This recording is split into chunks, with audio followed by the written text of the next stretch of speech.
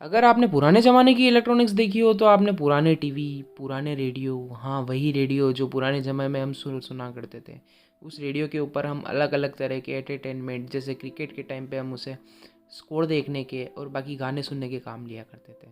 होने में तो केवल एक ये रेडियो था, लेकिन गाइस कभी आपने सोचा है कि ये रेडियो वायरलेस इलेक्ट्रॉनिक्स के अंदर कितना रिवॉल्यूशन लेके आया। आज के टाइम पे जो भी कम्युनिकेशन हो पा रहा है 5G 4G सब इस रेडियो के ऊपर डिपेंड है कि कैसे हम पहले के ज़माने में रेडियो से अपग्रेड करके इस पे आए। इसके अंदर होने में एक एनालॉग मीटर हुआ करता था जो कि अलग अलग फ्रिक्वेंसी को हम कैप्चर कर पाते थे।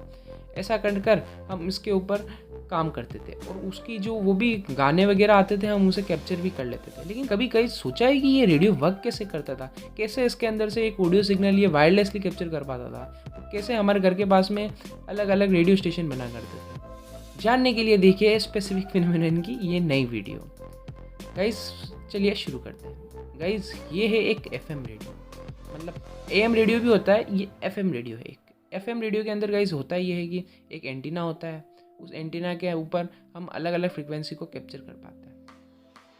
अलग अलग फ्रिक्वेंसी को हम कैप्चर कर पाएंगे और उसके अलावा एंटीना मेटेलिक होना ज़रूरी होता था उस टाइम पे, और उसके अंदर एक अलग अलग मतलब बैंड को सेलेक्ट करने के लिए बैंड सेलेक्टर स्विच होती थी। लोअर बैंड अपर बैंड के अंदर हम इसके अंदर सेलेक्ट कर पाते थे।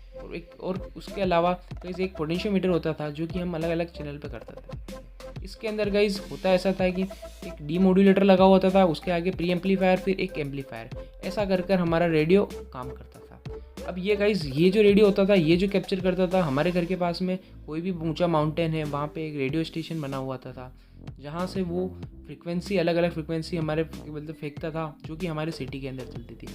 वो ऊंचा ही जगह पे होता था, ये ज़रूरी था क्योंकि गाइस सभी कैप्चर में वो तभी कर पाएगा। अब ये होने के बाद हमारे घर के पास में एक आकाशवाणी क्षेत्र हुआ करता था। हर जहाँ जहाँ रेडियो स्टेशन है वहाँ वहाँ आकाशवाणी क्षेत्र होगा।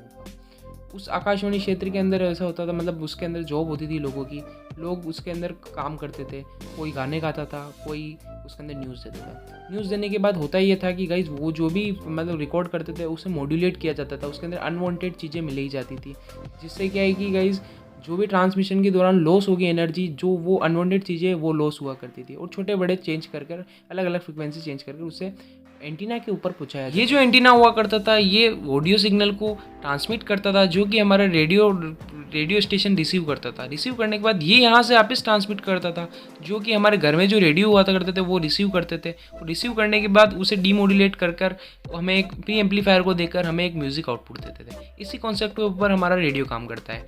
आज के लिए इतना ही, तब तक के लिए जय हिंद जय भारत।